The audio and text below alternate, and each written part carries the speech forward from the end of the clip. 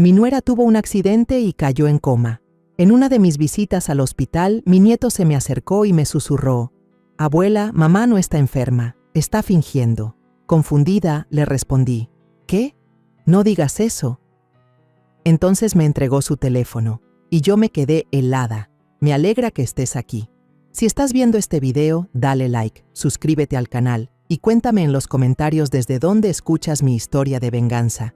Quiero saber hasta dónde ha llegado. Saqué la vieja motocicleta del frente de la panadería, con las manos todavía impregnadas del olor a harina y levadura. Esta mañana estuvo más ajetreada de lo normal. Los clientes entraban y salían sin parar. Cada día que pasaba sentía un pequeño gozo al ver los panes calientes acomodados en los estantes, al escuchar las risas y conversaciones de la gente. Pero lo que más deseaba en ese momento era llegar a la escuela por Miguel, mi nieto querido. El niño siempre estaba emocionado contando lo que pasaba en clase, con los ojos brillando como si quisiera mostrarme el mundo entero. Solo con pensar en su sonrisa, todo mi cansancio desaparecía. Acababa de ponerme el casco, lista para arrancar, cuando el teléfono en mi bolsillo vibró con fuerza. Un número desconocido. Fruncí el ceño. Dudé un segundo, pero terminé llevándomelo a la oreja. La voz al otro lado sonó apresurada, fría, como un cuchillo que interrumpía mis pensamientos. ¿Es usted la señora Álvarez? Su nuera acaba de sufrir un accidente de tráfico grave. La estamos llevando de urgencia al Hospital Privado San Gabriel. Sentí un zumbido en los oídos, como si el mundo entero se apagara de golpe. La moto se tambaleó bajo mis manos, casi cayéndose al suelo.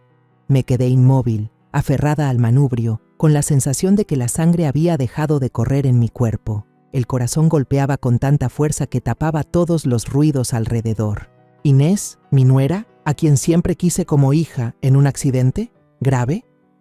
Esas palabras retumbaban una y otra vez en mi cabeza, pero no lograba entender su verdadero peso. Solo sabía que, en ese instante, debía ir, verla, saber qué estaba pasando. Marqué con prisa el número de Juan, mi hijo, pero solo escuché los tonos de llamada sin respuesta. Seguramente ya estaba en el hospital, me dije, tratando de mantener la calma. Pero dentro de mí, el miedo ardía como fuego, consumiendo cualquier intento de pensar con claridad. Quería salir disparada hacia el hospital, pero de pronto recordé a Miguel. El niño aún estaba en la escuela, esperando que yo lo recogiera. No podía dejarlo solo. No podía permitir que se enterara por otros. Tenía que ser fuerte, por Miguel, por Juan, por toda la familia. Con el corazón ardiendo, aceleré hacia la escuela. Las calles de Ciudad de México parecían más llenas que nunca. Cada coche, cada claxon, era un muro que me frenaba. Cada segundo que pasaba era como una puñalada. Me preguntaba, ¿cómo estará Inés? ¿Sentirá dolor? ¿Estará consciente? Las imágenes de un accidente brutal se cruzaban en mi mente y tuve que apartarlas a la fuerza. Solo podía rezar, murmurando las oraciones que mi madre me había enseñado de niña, suplicando por un milagro. Al llegar a la puerta de la escuela, vi a Miguel esperando, abrazado a su mochila de superhéroes. Su carita se iluminó al verme. Los ojos chispeaban como si estuviera a punto de contarme algo divertido. Pero no podía esperar, no podía dejarlo terminar. Con la voz ronca y temblorosa le dije, «Miguel, súbete a la moto ya. Tu mamá tuvo un accidente, tenemos que ir al hospital». Vi cómo su sonrisa desaparecía de golpe, como una luz apagada en un instante. No preguntó nada, solo subió en silencio, sus pequeñas manos aferrándose fuerte a mi cintura. En todo el camino no dijo palabra, pero yo sentía su miedo en la presión de ese abrazo. Quise girarme, abrazarlo, decirle que todo iba a estar bien, pero ni yo misma me atrevía a creerlo. El Hospital San Gabriel apareció ante mis ojos, frío y sofocante. El edificio blanco, el fuerte olor a desinfectante que me invadía la nariz, me hacía sentir que me faltaba el aire. Llevé a Miguel de la mano por los largos pasillos. Mis pasos eran apresurados pero pesados. Al llegar a urgencias, vi a Juan de pie allí, aturdido como un fantasma. Su cabello estaba revuelto, la camisa blanca impecable ahora estaba arrugada, las mangas manchadas de sangre oscura. Yo sabía que era la sangre de Inés, cuando él cargó a su esposa para traerla aquí. Ver a mi hijo así me desgarraba el alma. Juan, mi hijo fuerte, ahora parecía un niño perdido. Al verme, Juan corrió hacia mí, hundió la cabeza en mi hombro, sollozando como nunca antes. Mamá, Inés. El doctor dijo que la situación es muy grave. Su voz se quebró, temblorosa, como si toda su fuerza hubiera desaparecido. Lo abracé, intentando mantenerme firme, pero yo también estaba temblando. Miguel, al ver a su padre llorar, también rompió en llanto. Su voz infantil y desorientada gritó: ¡Mamá! El niño se aferró fuerte al pantalón de Juan, sus ojos grandes llenos de miedo, como temiendo ser abandonado en medio de esta tormenta. Me arrodillé, lo atraje a mi pecho, tratando de protegerlo. Pero ¿cómo podía protegerlo si yo misma me estaba ahogando en el miedo? Los tres nos sentamos en las frías sillas de plástico del pasillo. El tiempo parecía haberse detenido. El fuerte olor a desinfectante, la voz seca de los altavoces sonando una y otra vez. Cada ruido era como un cuchillo que me atravesaba el corazón. Miraba a Juan, miraba a Miguel, y luego la puerta de la sala de urgencias cerrada. Quería gritar, golpear la puerta, hacer cualquier cosa para saber cómo estaba Inés, pero solo podía quedarme allí, impotente, esperando. Casi 3 horas pasaron, largas como un siglo. Finalmente, la puerta de la sala de urgencias se abrió. Un hombre mayor, de rostro serio, salió. Se presentó como el doctor Herrera, director del hospital. Su voz era grave y pausada, como si pensara cada palabra. La paciente sufrió un traumatismo cráneoencefálico y ha caído en un estado de coma profundo. Hicimos todo lo posible, pero el momento en que despierte depende de la voluntad de la paciente. Esas palabras fueron un golpe en el pecho. Coma profundo, voluntad de la paciente. Esas frases resonaban en mi mente, pero no podía comprenderlas. Inés, la mujer siempre radiante, llena de vida, ahora yacía inmóvil, entre la vida y la muerte. Juan se desplomó. Si no lo hubiera sostenido, habría caído al suelo. Sus ojos se nublaron, como si su mundo entero se hubiera derrumbado. Miguel, asustado, se acurrucó en mis brazos, su pequeño cuerpo temblando. Lo abracé fuerte, intentando ocultar mi dolor, pero mis lágrimas ya corrían, silenciosas, imposibles de contener. No quería que Miguel viera a su abuela llorar, pero ¿cómo podía ser fuerte cuando mi familia se estaba rompiendo? Una joven enfermera, con una placa que decía Marta, se acercó con una tabla de control. Con voz suave dijo: «La familia puede ver a la paciente a través del vidrio, pero por favor no hagan ruido». Asentí. Llevé a Miguel y a Juan frente al grueso cristal. A través de él, vi a Inés inmóvil entre un montón de cables. Su rostro pálido, sin vida. Sus labios, que siempre sonreían, ahora cerrados, como si hubiera ido muy lejos, a un lugar donde nosotros no podíamos alcanzarla. Juan apoyó la frente en el vidrio y gritó desesperado: «Amor, abre los ojos y mírame». Su voz desgarradora retumbó, rompiendo la quietud del pasillo. Las enfermeras se apresuraron a calmarlo suavemente, pero yo sabía que nada podría aliviar el dolor de mi hijo en ese momento. Yo me quedé allí, abrazando a Miguel, sintiendo cada latido débil de su pequeño corazón. Quise decir algo, consolarlo, pero mi garganta se cerró, incapaz de pronunciar una sola palabra. Esa noche, casi tuve que arrastrar a Miguel de regreso a casa. El niño lloraba desconsolado, quería quedarse con su madre, pero no podía dejarlo en el ambiente sofocante del hospital.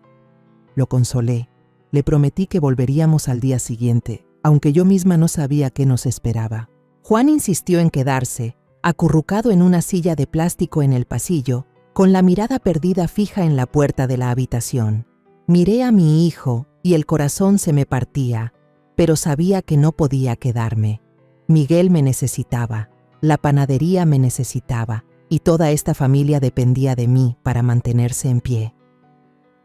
Los días después de aquel momento fatídico, mi pequeña casa parecía cubierta por una neblina oscura y pesada. Cada mañana al despertar, sentía como si una roca se me hubiera posado en el pecho, volviendo difícil cada respiro. He vivido 62 años, he presenciado separaciones y muertes, pero nunca me había sentido tan impotente como ahora. Inés seguía allí en el hospital, inmóvil como una estatua, y Juan, el hijo del que tanto me enorgullecía por su fortaleza, ahora era solo una sombra, convirtiendo al Hospital San Gabriel en su segundo hogar. Cada día veía a Juan sentado frente a la habitación de Inés, inmóvil como una figura de piedra. Sus ojos estaban enrojecidos, sin el brillo de antes. De día se quedaba ahí, mirando fijamente la puerta de urgencias, como si con solo observar el tiempo suficiente, Inés abriría los ojos, saldría y le sonreiría como antes. Pero de noche, cuando caía la oscuridad, Juan buscaba el consuelo del alcohol. Más de una vez lo encontré sentado solo en un banco del hospital, con una botella en la mano, la mirada perdida como un alma en pena. Una vez llegué más temprano de lo habitual y lo descubrí tirado en el pasillo, junto a una botella vacía de tequila rodando por el suelo. Una enfermera joven, quizá Marta, se acercó con cautela y me dijo en voz baja: «Señora, él no debería beber tanto, no le hace bien». Yo solo pude asentir, reprimiendo un suspiro, aunque por dentro sentía que algo me ahogaba. Hice todo lo posible para sacar a Juan de ese abismo. Cada mañana me levantaba a las 3, encendía la pequeña cocina y preparaba pan recién horneado de ese que tanto le gustaba. Lo envolvía con cuidado y lo llevaba al hospital, con la esperanza de que ese aroma familiar despertara algo en él. Pero siempre era lo mismo. Apenas probaba un par de bocados y volvía a dejar todo, con la mirada clavada en la puerta del cuarto. «Mamá, no tengo hambre», murmuraba con voz ronca, como si ya no le quedara emoción alguna. Yo lo miraba y sentía que me rompía por dentro. Quería gritarle, sacudirlo, decirle que debía vivir, ser fuerte por Miguel, por él mismo. Pero solo podía recoger los platos en silencio, llevármelos de vuelta, con el corazón pesado. La carga de toda la familia recaía ahora sobre mis hombros envejecidos. Ya no era joven, cada mañana al levantarme sentía cada articulación adolorida, cada músculo cansado. Pero no podía detenerme. La pequeña panadería era nuestra única fuente de vida y tenía que mantenerla en marcha.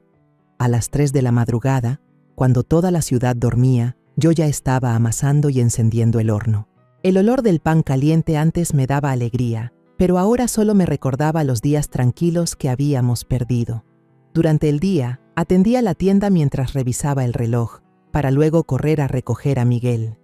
Hubo días en que la clientela era tanta que apenas podía respirar, pero igual tenía que apretar los dientes y sonreír a cada persona, aunque por dentro solo quisiera desplomarme. Miguel, mi pequeño nieto, también cambió por completo. Antes era el rayo de sol de la casa, con su sonrisa radiante y sus historias interminables. Pero ahora se ha vuelto callado, reservado. Cada tarde, al salir de la escuela, lo veo sentado en silencio en una esquina del patio, abrazando con fuerza su mochila de superhéroe, con la mirada perdida.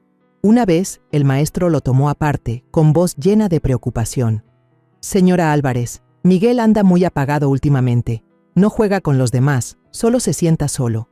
¿Hay algún problema en casa?» Yo solo pude sonreír forzadamente y responder por encima: «Solo está un poco cansado, no se preocupe». Pero por dentro, sabía bien que Miguel cargaba una herida demasiado grande para su pequeño corazón. Quería abrazarlo, decirle que todo estaría bien, pero ¿cómo prometer algo que yo misma no creía? Cada tarde, llevaba a Miguel al hospital a visitar a su madre. Era parte de la rutina, parte de esa esperanza frágil de que Inés despertara.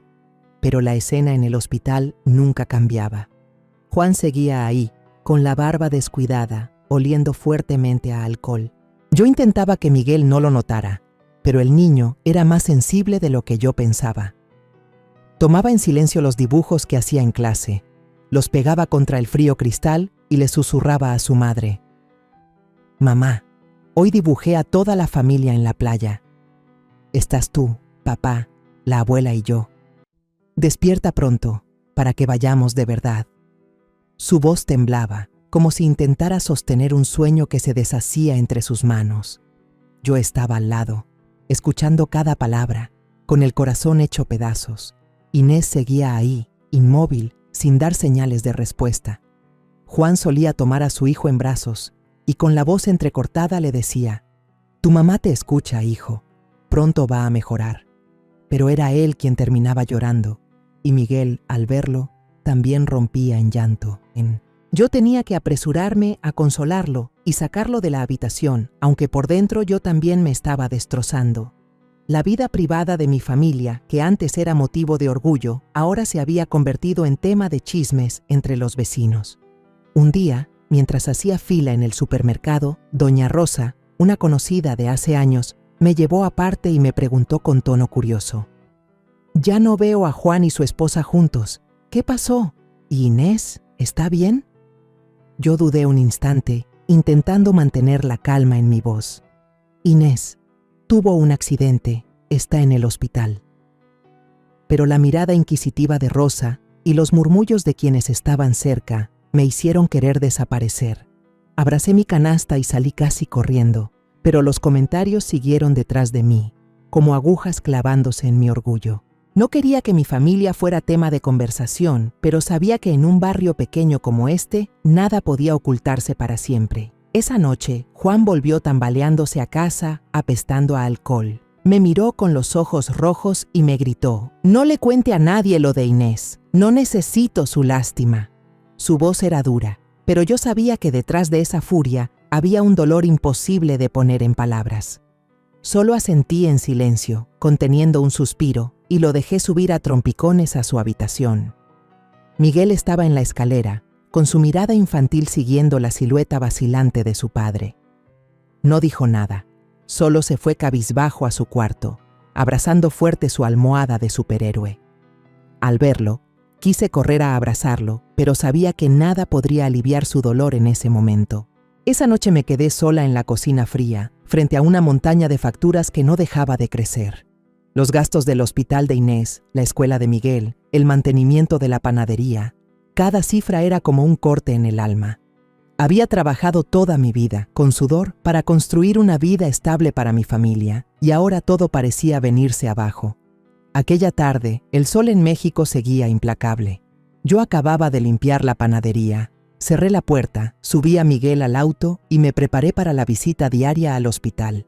El niño iba en el asiento trasero, callado, abrazando con fuerza su mochila del superhéroe, como si fuera el último consuelo que le quedaba. Quise decir algo para romper el silencio, pero la garganta se me cerró. Solo pude suspirar y pisar el acelerador. Al llegar al Hospital San Gabriel, la escena familiar y dolorosa apareció ante mis ojos. El pasillo seguía frío.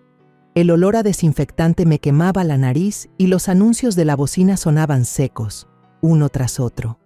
Juan estaba sentado en las sillas de plástico, con la cabeza caída, cabeceando de puro agotamiento. A sus pies, una lata de cerveza vacía rodaba, brillando bajo la luz fluorescente. Ver a mi hijo así me encogió el corazón. Juan alguna vez fue un hombre lleno de vida, siempre riendo y hablando fuerte. Pero ahora solo era una sombra, consumido por el dolor y el alcohol. Le hice una seña a Miguel para que guardara silencio. No quería despertar a su padre. El niño asintió, con los ojos redondos llenos de preocupación, y me siguió despacito. Los dos nos acercamos al vidrio grueso de la sala. Inés estaba allí, quieta, como sumida en un sueño profundo. El pitido de las máquinas sonaba parejo, como un recordatorio cruel de que seguía viva, pero colgando de un hilo. Su rostro estaba pálido, sin un rastro de vida, los labios cerrados como si guardaran un secreto. La miré con el corazón hecho trizas. ¿Cuántas veces me había parado en ese mismo lugar, esperando un milagro, esperando que abriera los ojos, sonriera y dijera que todo había sido solo una pesadilla? Pero siempre era lo mismo, el silencio, y cada vez mi corazón se partía un poco más. Estaba a punto de tomar la mano de Miguel y llevármelo, para huir de esa atmósfera sofocante, cuando de repente él tiró de mi ropa. Se puso de puntitas, se acercó a mi oído y susurró, bajito pero con una fuerza que me atravesó el alma: «Abuela, yo creo que mamá no está enferma. Ella está fingiendo». Sentí un golpe seco, como si alguien me hubiera abofeteado. Me giré. Miré directo a los ojos transparentes de Miguel e intenté hablar con calma, aunque por dentro me temblaba todo. «Miguel, No digas tonterías. Tu mamá está muy enferma. Tú lo sabes. Pero el niño no discutió como solía hacerlo. Bajó la cabeza, con las manos temblando, mientras encendía el celular viejo que Juan le había dado para ver caricaturas. «Mire esto, abuela», dijo en voz tan baja que tuve que aguzar el oído para escucharlo. La pantalla titiló y apareció la imagen del cuarto de Inés. En el video no había nadie más, solo ella acostada en la cama, rodeada de cables y tubos. Pero entonces ocurrió lo impensable. Inés abrió lentamente los ojos, miró alrededor como revisando que no hubiera nadie, y luego se rascó la mejilla con toda naturalidad. Un momento después, incluso se incorporó un poco, tomó el vaso de agua de la mesa, bebió un sorbo y se volvió a recostar, cerrando los ojos para quedar inmóvil, como si nada hubiera pasado. Me quedé mirando la pantalla, con la cabeza dando vueltas, como si el mundo entero se hubiera puesto al revés. Eso no era una mujer en coma. ¿Eso era una farsa? Me dejé caer en la silla, con las manos sin fuerza, casi soltando el celular.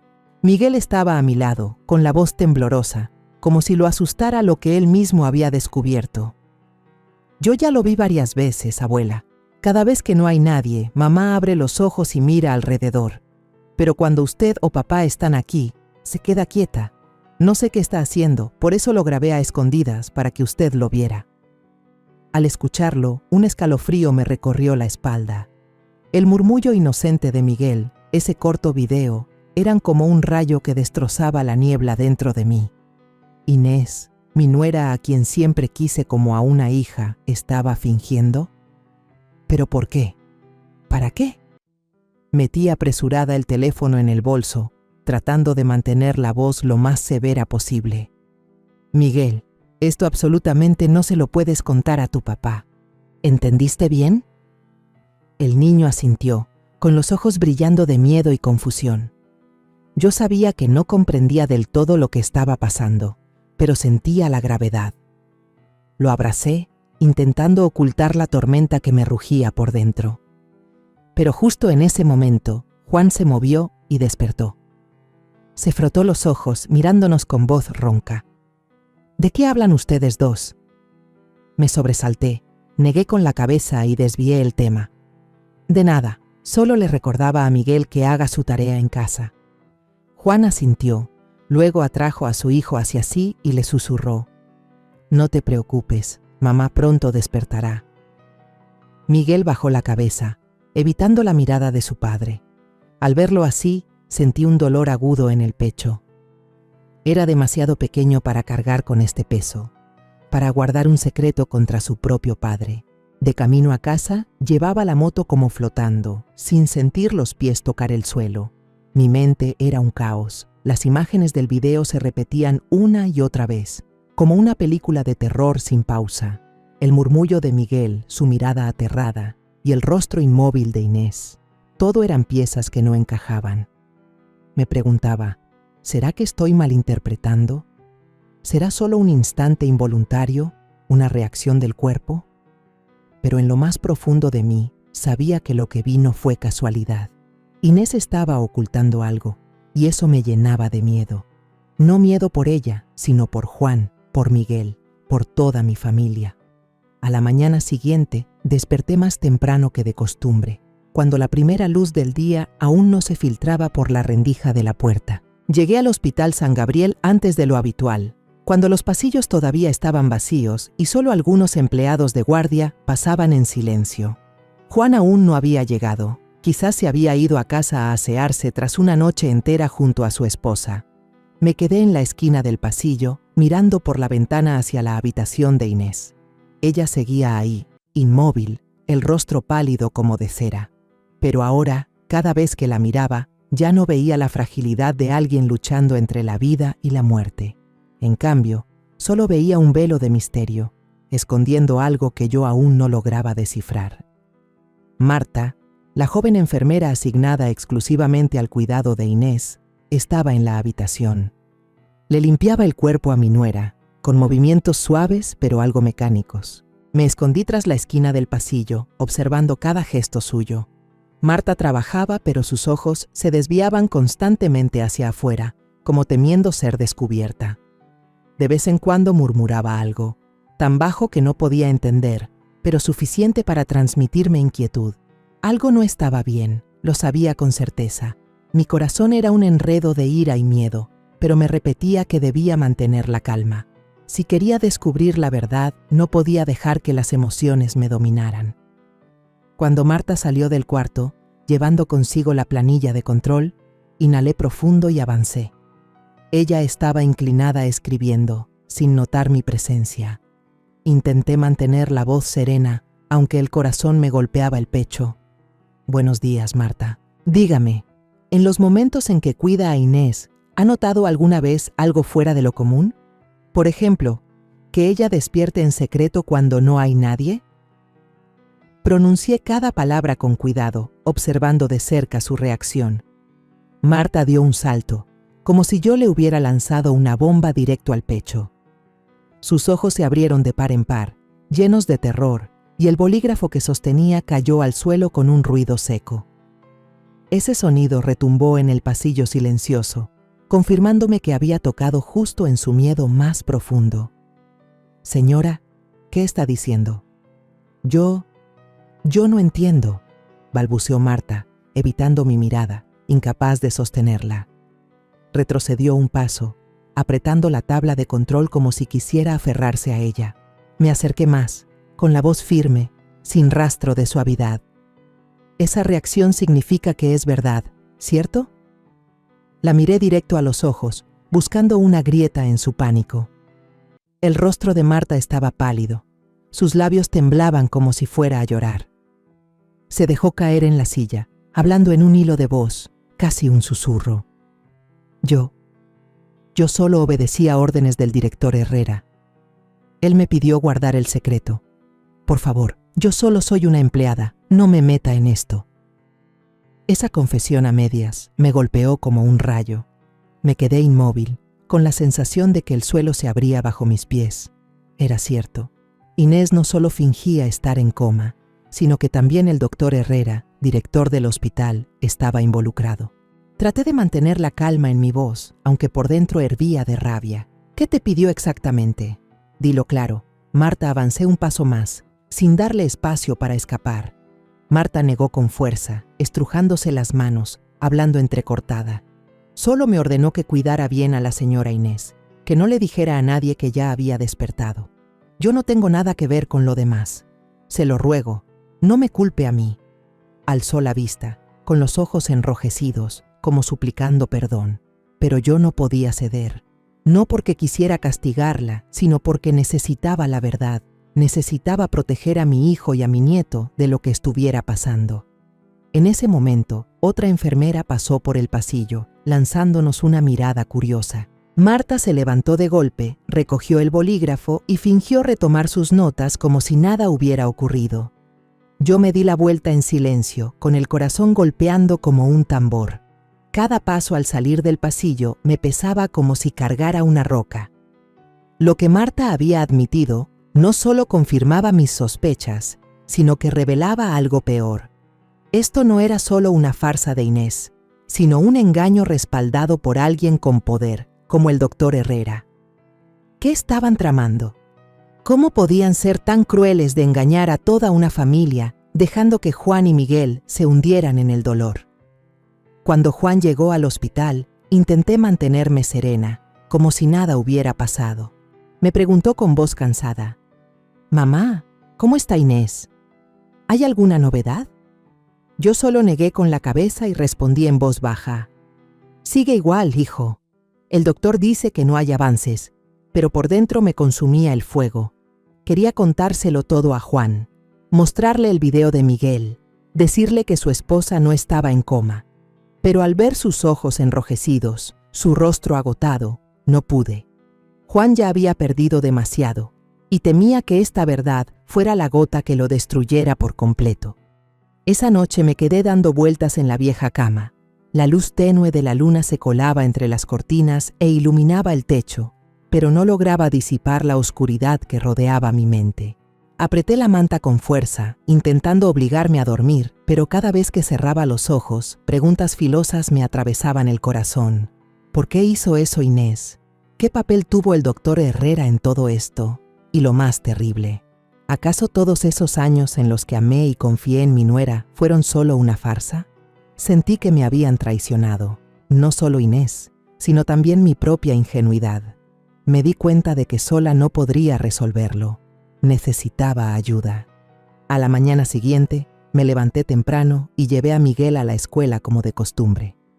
El niño seguía en silencio, abrazando su mochila del hombre araña, con la mirada perdida como si estuviera atrapado en un mundo que no entendía. Le acaricié la cabeza e intenté sonreír. Hoy esfuérzate en la escuela, te voy a recoger temprano. Miguel asintió, pero yo sabía que no creía en mis palabras de consuelo. Al ver su pequeña espalda desaparecer tras la reja de la escuela, sentí que el corazón se me apretaba. Tenía que descubrir la verdad, no solo por mí, sino también por Miguel, para que no siguiera viviendo en esta penumbra. Conduje directo a la oficina del señor Santiago, un detective privado que había sido amigo de mi difunto esposo. Era un ex policía al que mi marido siempre respetó por su entrega y su agudeza. La oficina de Santiago estaba en una esquina descuidada, con un letrero de madera ya desgastado. Al entrar, lo vi sentado tras un escritorio lleno de marcas, con sus ojos penetrantes mirándome por encima de unas gafas de marco plateado. «Señora Álvarez, ¿cuánto tiempo sin verla? ¿Qué pasa que la noto tan tensa?», preguntó con voz grave pero atenta. Respiré hondo y le conté todo, desde el inocente susurro de Miguel, el video inesperado, hasta el enfrentamiento con la enfermera Marta. Traté de mantenerme serena, pero mis manos temblaban mientras le mostraba el video en el teléfono. Santiago lo miró una y otra vez, frunciendo el ceño, sus dedos golpeando suavemente la mesa como hacía siempre. «Esto no es cualquier cosa, señora Álvarez», dijo en voz baja. «Si lo que usted cuenta es cierto, hay una conspiración en marcha. Voy a ayudarla, pero tiene que mantener esto en secreto, especialmente con su hijo». Asentí, sintiéndome aliviada por compartir la carga, pero también más pesada al ver cómo la verdad empezaba a salir a la luz. Santiago prometió comenzar a vigilar el hospital de inmediato, y salí de su oficina con una frágil chispa de esperanza mezclada con miedo. Esa noche volví a llevar a Miguel al hospital. El aire estaba igual de sofocante que siempre. El olor a desinfectante me golpeaba y los sonidos constantes de las máquinas venían desde la habitación de Inés. Juan ya estaba allí, sentado junto a la cama de su esposa, sosteniéndole la mano con fuerza, mientras las lágrimas rodaban silenciosas por sus mejillas. Al verlo así, el dolor me atravesó. Juan, mi hijo fuerte, el orgullo de mi vida, ahora parecía un hombre vacío. Quise abrazarlo, contarle toda la verdad, pero cada vez que me topaba con sus ojos enrojecidos, no me atrevía. ¿Cómo podía decirle que la mujer que amaba tal vez lo estaba engañando? ¿Cómo podía destrozarle aún más el corazón? Puse como excusa salir al pasillo por agua, dejando a Miguel al lado de su padre. Al pasar por un rincón cerca de la sala de enfermería, alcancé a ver a Marta hablando con un guardia. Ella le deslizó una carpeta delgada en la mano, con la mirada nerviosa, como temiendo ser descubierta. Contuve la respiración y reduje el paso para escuchar mejor. «Entrégale esto a él, rápido», murmuró Marta con voz temblorosa. El guardia asintió, metió la carpeta en el bolsillo de su chaqueta y se dirigió apresuradamente hacia la oficina del doctor Herrera. Cuando Marta volvió, su mirada se cruzó con la mía. Se sobresaltó, agachó la cabeza deprisa, fingiendo no verme, y se alejó rápido. Yo avancé, con la intención de llamarla, pero el guardia ya me estaba mirando, con ojos llenos de desconfianza. Me detuve, sintiendo como si una mano invisible me apretara la garganta. Unos días después, Santiago me citó en una pequeña cafetería, escondida en un callejón desierto. Cuando llegué, él ya estaba sentado en un rincón apartado, con un fajo de fotos frente a sí. «Siéntese», dijo, con voz grave pero tensa. Empujó las fotos hacia mí y al mirarlas sentí que todo mi cuerpo se paralizaba. Eran fotos tomadas a escondidas, mostrando a Inés, con bata de paciente y una bata blanca encima, saliendo furtivamente de la habitación en plena medianoche. Caminaba con pasos suaves pero conscientes, sin ninguna señal de estar en coma. Inés se dirigió directo al despacho del doctor Herrera. La puerta se cerró de golpe tras ella. La luz seguía encendida adentro, aunque ya era pasada la medianoche. Tomé las fotos con las manos temblorosas, sintiendo que la sangre se me drenaba. ¿Esto es real?, susurré con voz quebrada. Santiago asintió, con mirada seria. Su oficina está muy bien insonorizada. No pude oír nada, pero es evidente que algo raro pasa. La he vigilado varias noches, y no es la única vez que lo hace. Voy a seguir investigando, pero usted tiene que estar preparada. Esto puede ser más grande de lo que pensamos, asentí, aunque mi mente estaba en blanco. Las palabras de Marta resonaban en mis oídos. Yo solo obedezco órdenes de Herrera. Las piezas comenzaban a encajar, formando un cuadro aterrador que no quería creer. Al llegar a casa, me senté en la cocina oscura, la tenue luz cayendo sobre mis manos temblorosas. Miguel ya dormía, pero sabía que seguía cargando con el miedo hacia su madre. Juan estaba en el hospital, cuidando a una esposa que quizás lo estaba engañando. Saqué el teléfono, volví a ver el video de Miguel y pensé en las fotos de Santiago. Cada detalle era como una puñalada, pero sabía que no podía detenerme. Decidí que, además de confiar en Santiago, yo misma debía buscar más pruebas. No podía permitir que mi familia siguiera viviendo en una mentira. Tenía que proteger a Juan, proteger a Miguel, aunque el precio fuera mi propio corazón hecho pedazos. Esa mañana desperté antes del amanecer. No podía dormir, no por cansancio, sino porque la duda y el dolor me devoraban toda la noche. Miré el reloj. Apenas eran las 4. Juan, mi hijo, seguramente aún dormía profundamente tras una noche de copas. Era mi oportunidad para hacer lo que había postergado demasiado tiempo. Subí las escaleras en silencio, descalza para no hacer ruido. La casa estaba inquietantemente callada. Solo el tic-tac del reloj de pared se escuchaba. Me planté frente a la puerta de la habitación de Juan e Inés. Apreté con fuerza la manija, sintiendo el corazón golpear con furia en mi pecho. Sabía que no debía hacerlo, que no debía husmear en la habitación de mi hijo y mi nuera, pero ya no tenía otra opción. Si Inés realmente nos estaba traicionando, necesitaba pruebas, algo para proteger a mi familia. Respiré hondo y abrí la puerta. La habitación aún estaba impregnada con el perfume dulce y penetrante de Inés, una fragancia que antes me parecía tierna y familiar. En el tocador, un labial rojo quedaba abierto, como si ella se hubiera ido apenas unos minutos antes. Esos pequeños detalles me atravesaban el alma. Recordé cuando Inés recién se casó, cómo se peinaba con cuidado, cómo sonreía al probarse un vestido nuevo. ¿Había sido todo una farsa? Sacudí la cabeza, espantando esos recuerdos, y comencé a buscar. Abrí cada cajón, con cuidado de no alterar nada. Cada ruido pequeño, incluso el leve roce de la tela, me hacía sobresaltarme, temiendo que Juan se despertara y me descubriera. Revisé el tocador, los estantes de libros, incluso debajo de la cama, pero no encontré nada aparte de los objetos de siempre. Finalmente, abrí el viejo armario donde Inés solía guardar sus cosas. En el último cajón, escondido bajo varias capas de pañuelos de seda, encontré un paquete de carpetas azules, atadas con una liga. Mis manos temblaban al abrirlo, como si estuviera a punto de tocar un secreto espantoso.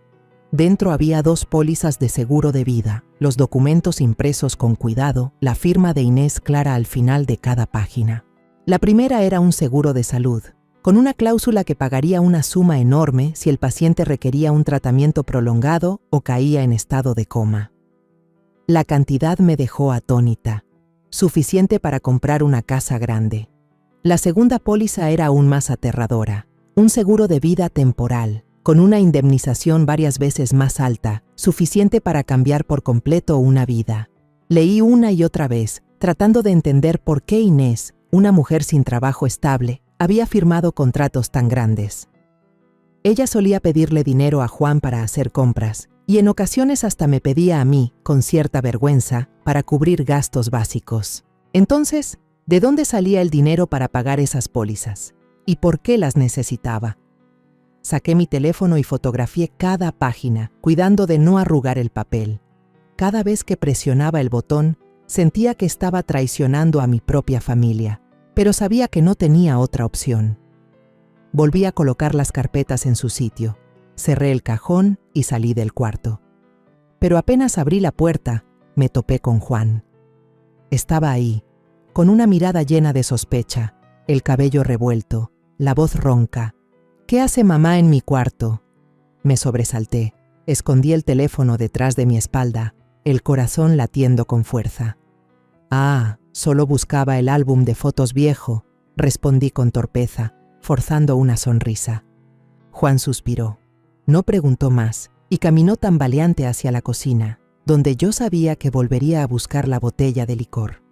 Mirando la espalda de mi hijo, sentí que el corazón se me oprimía. Quise contarle todo, mostrarle esos documentos, pero sabía que Juan aún no estaba listo para enfrentar la verdad.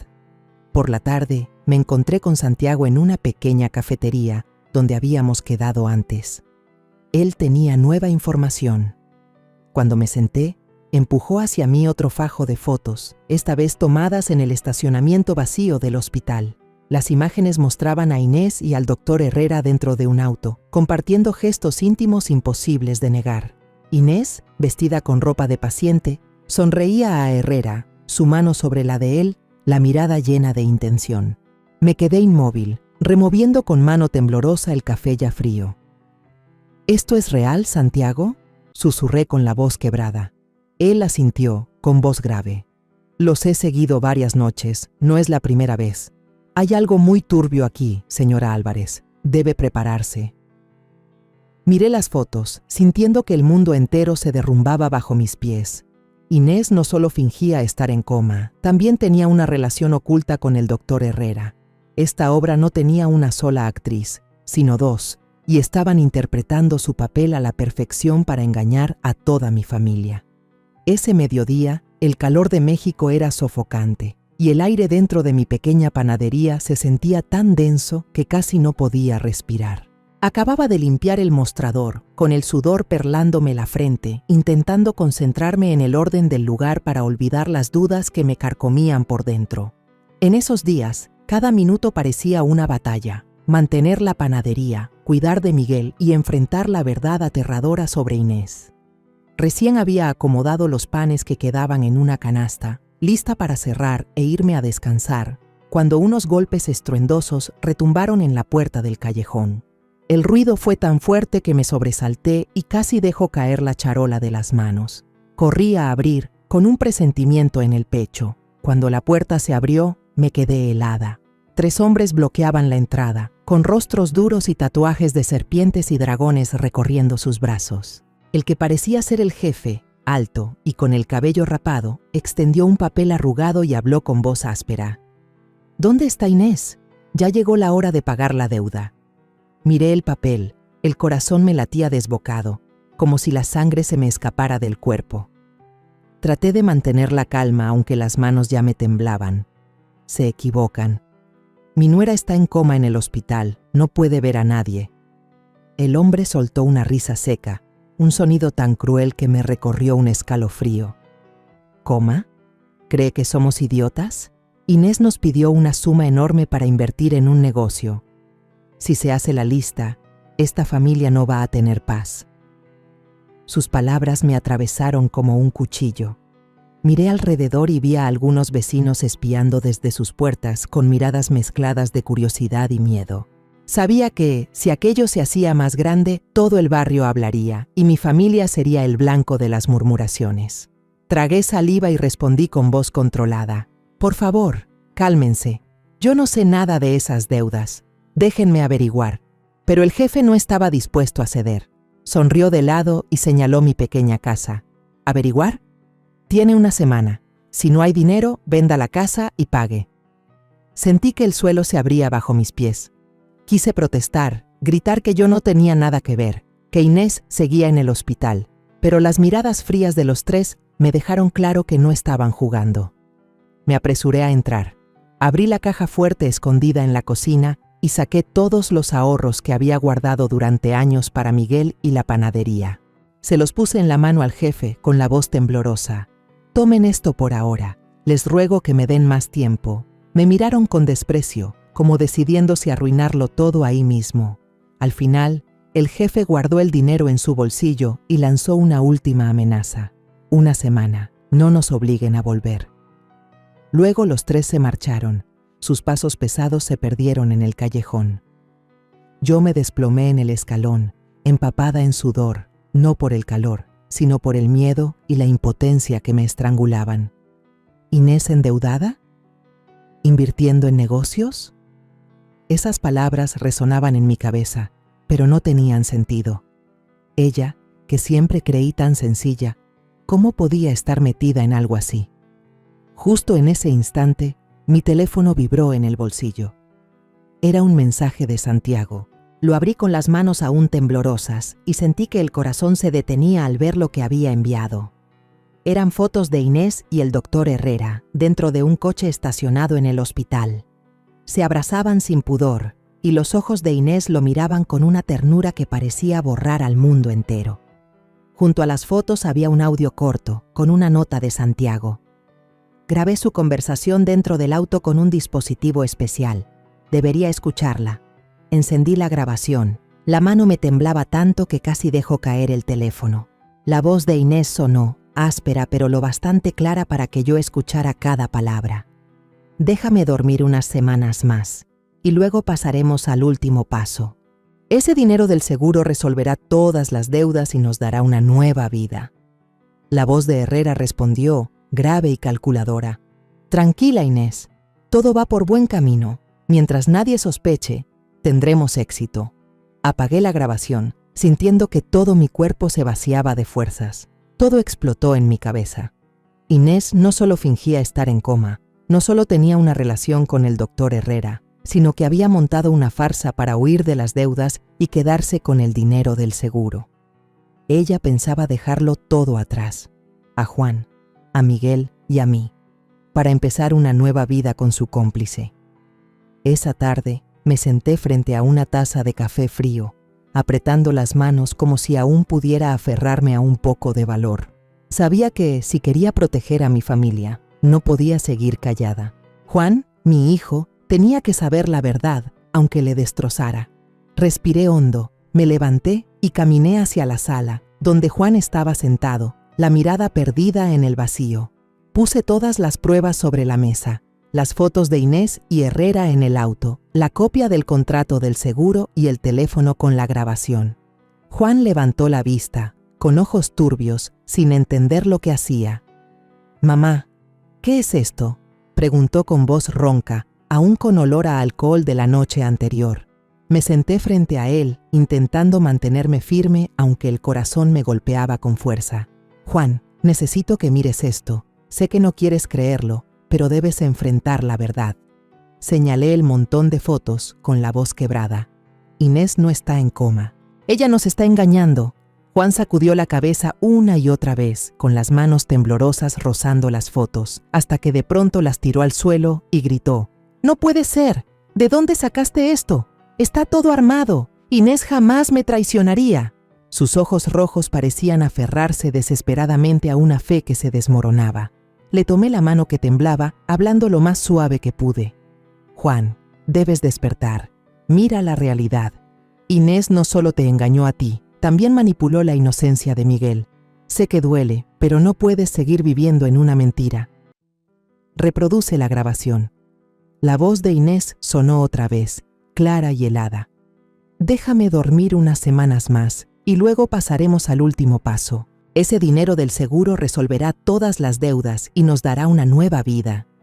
Juan quedó inmóvil, como si alguien lo hubiera abofeteado. Escuchó todo el audio y de pronto rompió en llanto, lágrimas de dolor y derrumbe. «¿Por qué, mamá? ¿Por qué me hizo esto? ¿Por qué a Miguel?», susurró con voz rota. Lo abracé, sintiendo su cuerpo temblar en mis brazos, sin saber cómo consolarlo. Solo pude decir: «Lo siento, Juan. Yo también sufro, pero tenemos que ser fuertes por Miguel». Juan se levantó, tambaleante, fue al mueble del licor, llenó una copa de tequila y la bebió de un trago. Después se metió en su cuarto y cerró la puerta de un portazo. Ese golpe retumbó como un martillazo en mi pecho. Sabía que mi hijo necesitaba tiempo, pero también sabía que yo ya no podía esperar más. La verdad estaba desnuda, y si Inés y Herrera estaban por dar el último paso de su plan, yo debía actuar antes de que fuera demasiado tarde. Quedé en verme con Santiago a la mañana siguiente en un rincón apartado del café de siempre. Él estaba ahí, con una taza de café negro frente a sí, el rostro lleno de tensión. ¿Ya le contó a Juan?, preguntó apenas me senté. Asentí con voz grave. Él no quiere creerlo, pero una madre no puede dejar que su hijo siga engañado. ¿Qué hacemos ahora, Santiago? Él golpeó suavemente la mesa con los dedos, la mirada afilada. Tenemos pruebas suficientes para ir a la policía, la grabación, las fotos, el contrato de seguro.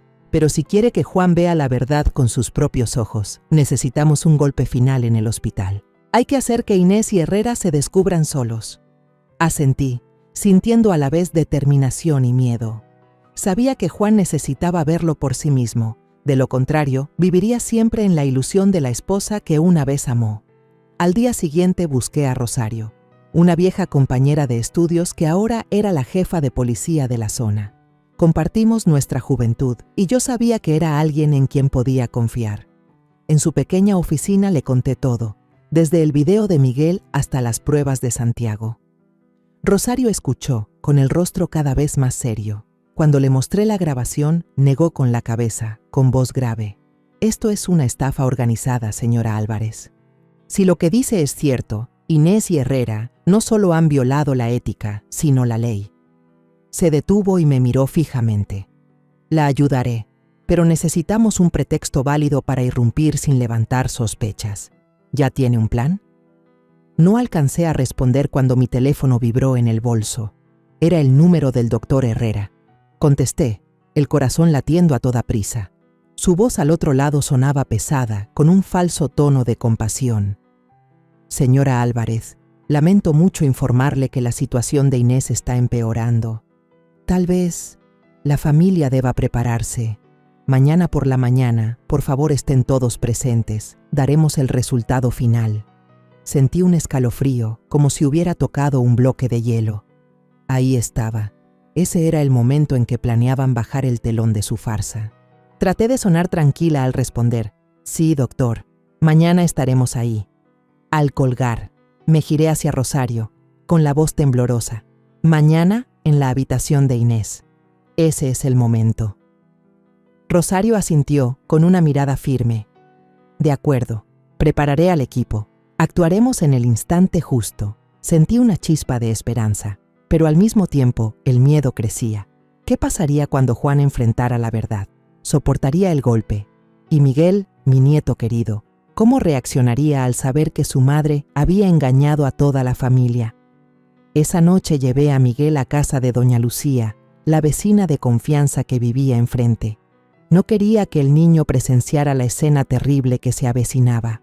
Cuando le dije que esa noche dormiría en casa de doña Lucía, Miguel me miró con preocupación en los ojos. Abuela, ¿mi mamá está bien? ¿Mañana me llevas a verla, sí? Lo abracé, conteniendo las lágrimas. Está bien, hijo. Mañana te recogeré temprano. Pero cuando el niño se dio la vuelta, sentí que el corazón se me partía. ¿Cómo podría protegerlo de una verdad tan cruel? Al volver a casa, encontré a Juan sentado en la oscuridad, con una botella de licor rodando a sus pies. No dijo nada, solo estaba ahí, con los ojos enrojecidos y vacíos. Me acerqué, puse mi mano sobre su hombro y dije una sola frase. Mañana tienes que ir al hospital. Necesitas conocer la verdad definitiva. Juan levantó la vista, con el rostro marcado por el dolor, pero asintió en silencio. Yo sabía que él también sentía que todo estaba a punto de cambiar para siempre. A la mañana siguiente, el ambiente en la casa era tan pesado como el plomo. Me desperté temprano, pero no por la costumbre de hornear pan, sino por la sensación de inquietud que me apretaba el pecho. Hoy era el día en que todo saldría a la luz y aunque ya me había preparado, mi corazón seguía temblando. Juan estaba sentado en la mesa, sin decir una palabra, el rostro demacrado y agotado después de tantos días perdido entre el alcohol y el dolor. Miré a mi hijo, quise decirle algo para consolarlo, pero la garganta se me cerró. Vámonos, Juan. Fue lo único que pude decir, con voz ronca. Él asintió, se levantó y juntos subimos al auto, avanzando en silencio hacia el Hospital San Gabriel. Durante todo el trayecto, Juan miraba por la ventana con la mirada perdida, como si su alma hubiera abandonado su cuerpo hacía tiempo. Cuando llegamos al hospital, el pasillo familiar apareció con el fuerte olor a desinfectante y el ruido constante de las máquinas. Marta estaba allí con algunas enfermeras más, el rostro nervioso, inquieto, como si supiera que algo estaba por ocurrir. La miré de reojo, pero no dije nada, solo apreté la mano de Juan para darle valor. El doctor Herrera salió de su oficina con un expediente en la mano. Nos saludó con una formalidad fingida y dijo con voz grave y solemne: «Señora Álvarez, señor Juan, pasen por favor». Asentí, aunque por dentro la rabia hervía. Yo sabía que justo afuera, Rosario y su equipo de policías ya estaban listos. Entramos a la habitación de Inés, donde algunos familiares ya se habían reunido. El aire estaba cargado, como si todos sintieran la tensión. Inés yacía inmóvil en la cama, el rostro pálido, pero yo ya no la veía como una víctima. Solo veía a una mujer que había montado una obra cruel, engañando a toda mi familia. Herrera, de pie junto a la cama, comenzó su discurso con voz lastimera. Después de muchos días de esfuerzo, lamentamos informar que la condición de la paciente empeora cada vez más. Tememos que no logre sobrevivir. La familia debe estar preparada. Juan agachó la cabeza. Los hombros le temblaban. Algunos familiares comenzaron a sollozar, y los gemidos se extendieron creando una escena de luto tan falsa como calculada. Yo me mantuve de pie, los puños cerrados, conteniendo la furia que me quemaba el pecho. Miré a Herrera, a su actuación perfecta, y supe que era cuestión de segundos para que su teatro llegara al final. Pero lo que no imaginaban era que hoy, Rosario y yo, seríamos quienes bajaríamos el telón. Justo en el momento en que Herrera levantó la pluma para firmar el certificado de pronóstico fatal, la puerta se abrió de golpe. 3 policías uniformados entraron, encabezados por Rosario, cuya mirada era fría y decidida. La habitación quedó en silencio absoluto. Rosario declaró con firmeza: «Doctor Herrera, señora Inés Ortega, quedan arrestados por fraude y estafa de seguros». Su voz resonó fuerte, implacable, como un martillazo que destrozaba toda la farsa, y entonces ocurrió algo increíble. Inés, la que supuestamente estaba en coma profundo, de pronto abrió los ojos, se incorporó en la cama y gritó: «¿Qué están diciendo? No tienen pruebas. Esto es una calumnia». Su voz chillona, desesperada, no tenía nada que ver con la de alguien que había estado inmóvil por semanas. Juan quedó paralizado, con la boca abierta, mirando a su esposa, moribunda, gritar como una fiera. Inés volteó hacia él, y en sus ojos apareció un destello de pánico, como si hubiera entendido que acababa de delatarse sola. Rápidamente giró el rostro, incapaz de sostener la mirada de su marido. Rosario hizo una señal y un oficial se adelantó, presentando todas las pruebas: las fotos de Inés y Herrera en el auto, la grabación de su conversación, las imágenes del contrato de seguro y la declaración de la enfermera Marta. Saqué mi celular y mostré el video que Miguel había grabado, donde se veía a Inés abriendo los ojos a escondidas, bebiendo agua y levantándose cuando nadie la observaba. Murmullos y comentarios comenzaron a llenar la sala. Un familiar murmuró: «Dios mío, ¿cómo puede ser posible?». Otro exclamó: «Ella engañó a toda nuestra familia». El ambiente en la habitación se volvió caótico, como si la verdad acabara de destrozar todas las ilusiones. Juan temblaba, con la mirada clavada en Inés. Luego, como si despertara de un sueño, gritó con la voz quebrada: «Inés, ¿por qué me hiciste esto? ¿Por qué a Miguel?». Inés se lanzó hacia él, intentando abrazarlo, llorando y suplicando: «Juan, tienes que entender, no tenía otra opción, debía demasiado, solo quería que tuviéramos una vida mejor». Pero Juan apartó de golpe sus manos, sus ojos ya solo reflejaban rabia y repulsión. ¿Mejor? ¿Abandonaste a nuestro hijo? ¿Abandonaste a esta familia solo por dinero? Su voz temblaba, como si cada palabra fuera un puñal clavándose en su propio pecho. Herrera estaba ahí, con la cabeza gacha, sin poder dar más excusas mientras la grabación en el auto sonaba. Su voz retumbó, fría y calculadora: Tranquila, Inés. Mientras nadie sospeche, tendremos éxito. Toda la sala quedó en silencio. Solo se oía la bocina del hospital a lo lejos. Rosario hizo una señal, y los policías colocaron las frías esposas plateadas en las muñecas de ambos. Inés aún forcejeaba, gritando desesperada. «Hice todo por las deudas. No tenía salida». Pero nadie le creyó más. Ni siquiera los familiares que antes lloraban por ella, ahora solo la miraban con ojos extraños. Juan se desplomó en la silla, con las manos en la cabeza, como si no pudiera soportar el peso de la verdad. Me acerqué, puse mi mano en el hombro de mi hijo y le dije suavemente: «Esta es la verdad, hijo. Sé que duele, pero tenemos que seguir adelante». Juan no respondió, solo se quedó ahí, con las lágrimas cayendo en silencio. Sentí su dolor como si fuera mío. Yo había perdido a una nuera a la que había querido, pero Juan había perdido una parte de su vida. La habitación del hospital, antes tranquila, ahora era un caos. Los gritos de Inés se hicieron más débiles y lejanos cuando la sacaron esposada. Herrera caminaba detrás, con la cabeza baja, sin rastro de la autoridad de un director de hospital. Cuando la puerta se cerró, devolviendo el silencio, miré alrededor de la sala, a los rostros atónitos de los familiares, y sentí un gran vacío en el corazón. La verdad había salido a la luz, pero no trajo alegría, solo dejó dolor y vacío. Pasaron unos meses desde aquel día en que la verdad estalló en la sala del hospital, pero cada instante sigue grabado en mi memoria. La imagen de Inés incorporándose y gritando enloquecida, los ojos llenos de dolor de Juan y el sonido de las esposas cerrándose sobre sus muñecas, todo parecía una pesadilla imposible de olvidar. Pero ahora, frente al tribunal, siento un leve alivio, como si al fin se fuera a quitar una losa de mi corazón. Hoy es el día del juicio público de Inés y el doctor Herrera, y sé que será el punto final de la cruel obra que destrozó a mi familia. Juan y yo nos sentamos en la primera fila de la sala de audiencias repleta. El ambiente era sofocante, lleno de murmullos de desconocidos, de la prensa y de algunos vecinos. Juan estaba junto a mí, mucho más delgado que antes, pero ya no tenía la desesperación que le daban las botellas. En su mirada había calma, como si hubiera aprendido a convivir con el dolor. Le tomé la mano, apretándola con fuerza para darle apoyo. Él me miró, sonrió débilmente, y entendí que, aunque aún dolía, estaba intentando seguir adelante. El juez, un hombre de mediana edad con el rostro severo, comenzó a leer la acusación. Su voz resonaba clara, cada palabra como un martillazo que destrozaba la falsedad de los últimos meses.